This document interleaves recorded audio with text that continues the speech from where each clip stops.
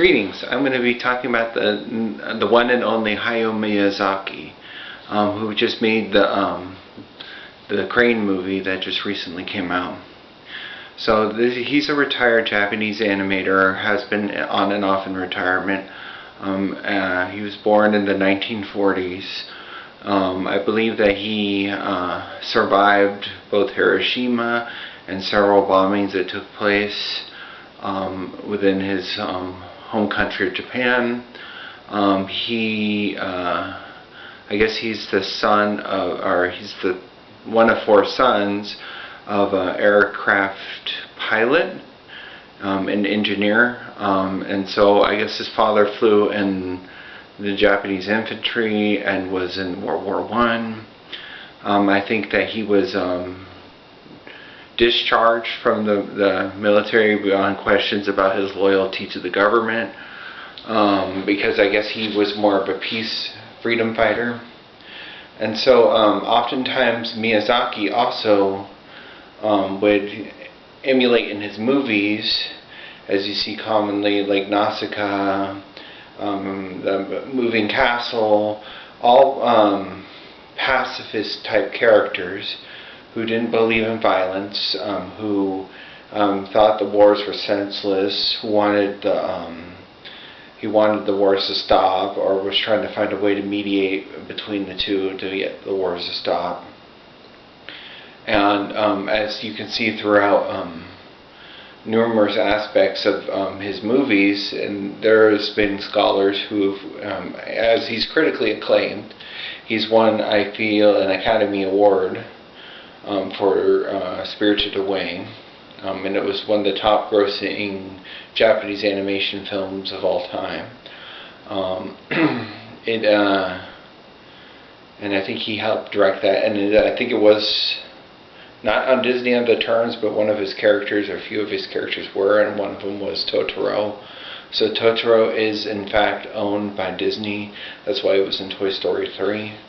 But it's become like the Pikachu or the Mickey Mouse of his franchise. Miyazaki likes to emulate characters based on personal aspects of his life. For example, you have I guess Porco Rosso, and they talked about this in the Crane movie. So in Porco Rosso, he was talking about his feelings of getting older, and that the people close to him are leaving him, which is why he made the newest Crane movie after his director, his biggest friend and rival of all time, had passed away, who challenged him to push him to the limits of great success that he is, that even after death, because I guess in the Japanese culture they believe in spirits, and the spirits and yokais and spirits that will haunt you even after death. And so he was claiming, like, what caused him to come out of retirement was that he was having these clouded visions, and that the lightning and the thunder and the rainstorms were his director punishing him for retiring and not continuing his work. As I guess that was a representation of his character when he was being directed by him, as why he said he had this mixed feelings of his friend but also his enemy, because he would always push him and continue to push him and continue to criticize him and push him to his more limits where he was at his wit's end. And so the whole movie about the Crane was, I guess the great uncle was the director, and it was all about him, and how I guess he faded or went away. And it was also a movie about him grieving his passing, as he literally called it quits halfway through and then came back because his director was punishing him through spiritual forces. He said, I guess he also planned on retiring to become a monk. So in that sense, he was like, I guess he has a very He's very lonely in the sense of knowing that he's at the age where he spent most of his time as an animator, and he is literally going to pass away, right? But he's not married. He's not. He doesn't have offspring. He doesn't have anything even to leave the company for, but his legacy. And I think that's all he has right now. So he's conditioned at the standard that he has put himself in to continue to create the work that he has to. Although he does feel like he did want to retire, he was ready to retire, but I guess he had to come out of retirement because of the pressures of one from spiritual forces of his director egging him on to continue to do his work, and also coming to terms of that he's no spring chicken anymore, that he's way up there in age, which, no disrespect to the man, he's a genius, I mean, I know respect to elderly is a must, and I don't want to disrespect him as an older man. He definitely has made his name for himself and surely earned the respect that he deserves. But in this case, he's worked from, I guess he skipped his exams. Like, one of his origin stories was a panda, it's like a magical panda and a snake movie. He skipped exams to go see, and I guess that inspired his animation to come to Premonition. He was an amateur at the time. He, I guess, was an understudy, and eventually just worked his way up and became a full-on director through the hard work. He was just basic painter and artist at the time. Lupin was one of his first movies. Nausicaa, I think, came around the second time frame. The third time frame, I think Totoro came into Premonition, and then Kiki, his delivery service, and I think there was one more with Nausicaa. So Nausicaa was released at the same time as another movie in the same year, and then he usually has 3 to 4 year delays because of the amount of work he has to put in the animations, but also the amount of effort and detail that he has to put in his work. So it causes him great significant hardship because of the fact that he is very dedicated to his work. Life happens, as this movie clearly showed in The Crane, why he wanted to go into retirement but then had to come back because he thinks that it's just these forces will keep driving him back to his animation. He had made jokes to one of his directors.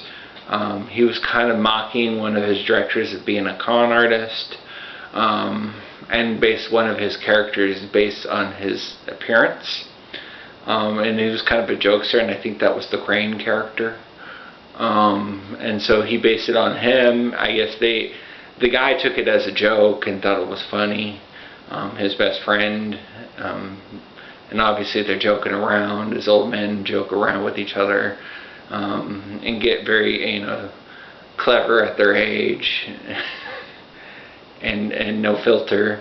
So in this time, he, obviously he's enjoying himself, but he's also talking about how he's going to make this movie happen. You see them in several scenes within the Crane documentary, talking in the baths, talking in different production points of the studio. He has several viewings of it. Just for context, the baths is like a steam house or whatever that a lot of the Japanese participate in. Not like taking a bath necessarily together, but it was in a steam room, bathhouse kind of situation, which is very different context. It's tradition of Japan, Japanese traditions. So yeah, he was, I guess, contemplating where he's been, the amount of work he's had to do. He had one movie that recently came out. It was a witch movie. I mean, he usually has a witch in a majority of his movies. You have the Witch of the Waste is one of them. You have Baba Yaga from Spirited Away. You have several other. There's one particular, Kiki's Delivery Service. She was a good witch. And then the recent one,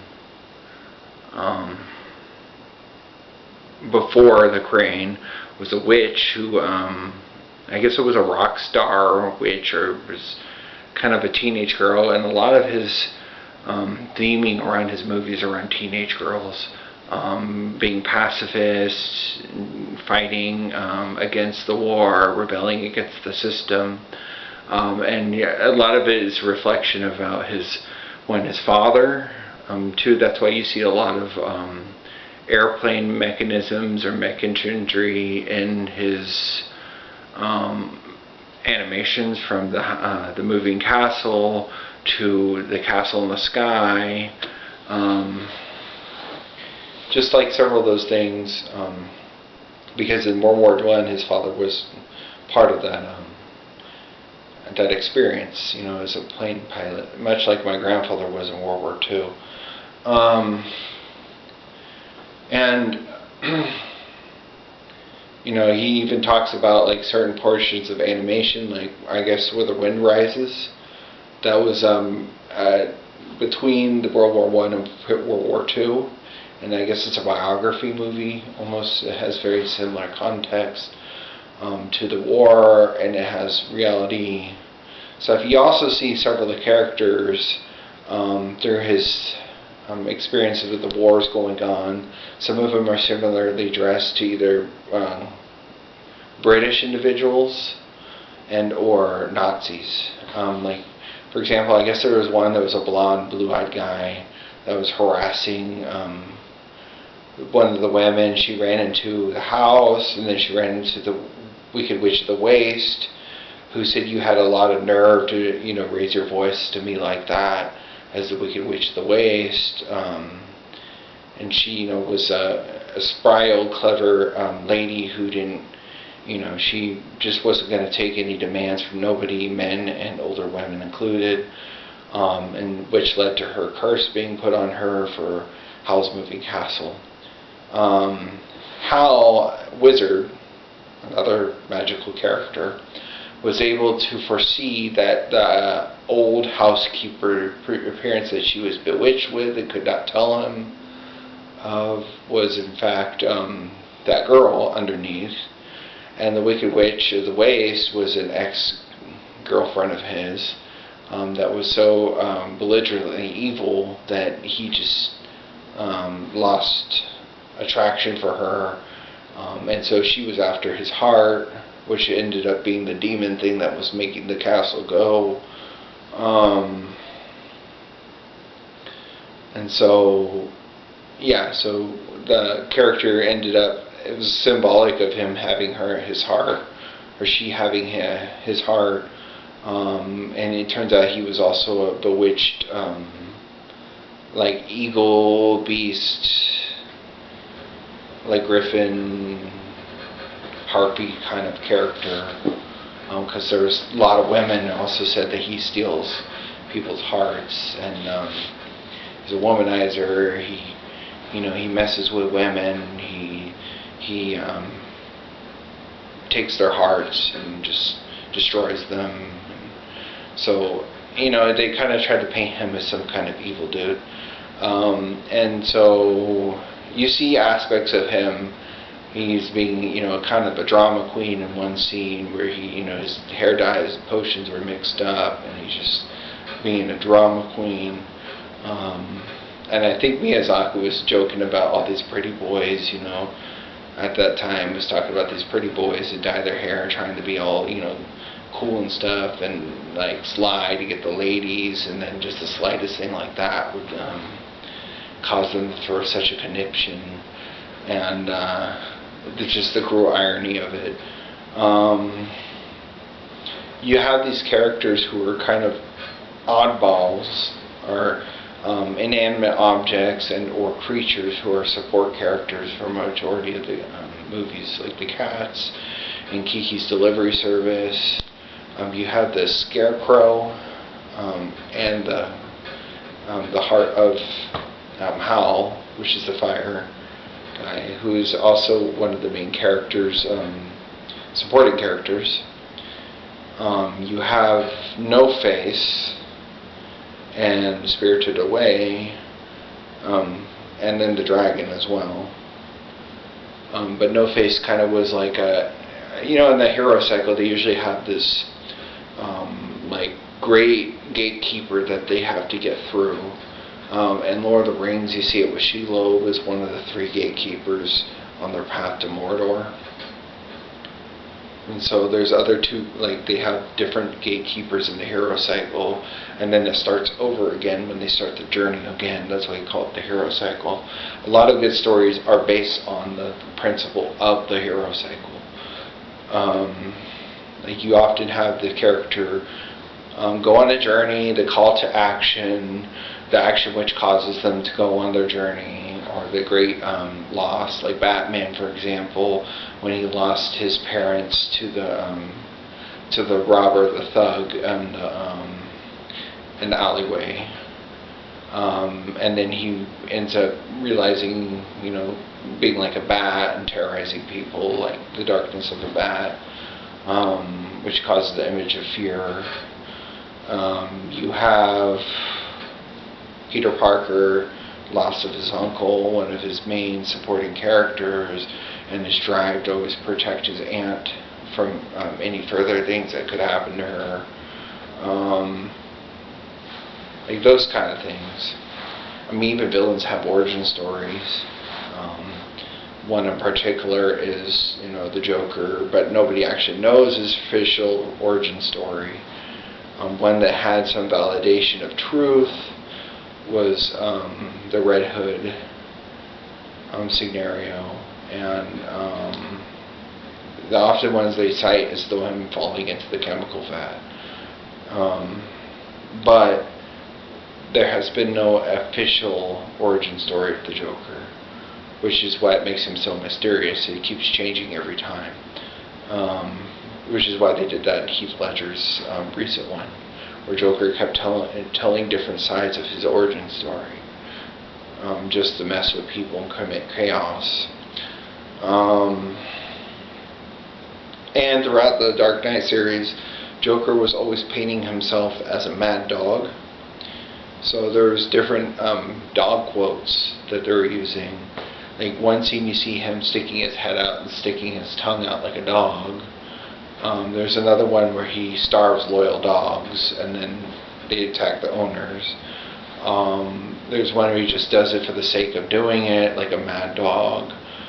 So those are all things like they kind of base on character design. Going back to Miyazaki, so Miyazaki had these similar themes through his life with the war, World War I, World War II, propaganda, anti-American propaganda, and that was fueled by the war which he clearly was not fond of, that he just didn't like. That he survived several bombings. It wasn't just he didn't like it. I mean, he literally survived bombings and bomb shelters when he was like 4 or 5 years old. His father was very distant from him. His father never praised him. His father never showed him much respect. Oftentimes the films that Miyazaki would direct, they happen to be lower than 100% on Rotten Tomatoes, but ones he was part of that had some influence of making actually ended up getting 100% ratings. So, I mean, that was part of the rivalry that was going on, I think, for his rival director. That he really pushed him, but he was also a rival because he was getting better ratings than the other, and he was just always constantly egging him on and pushing him to be further, and being the authoritative character, and just putting barriers in his way and just throwing them like these curved balls at him. and it ended up, I mean, the fusion between both their studios was obviously, the product was very well reciprocated by the populace, of the people in Japan as well as America. That he became one of the top animators of all time. I guess he's one of the highest influential animators of this era. I mean, he clearly made a name for himself.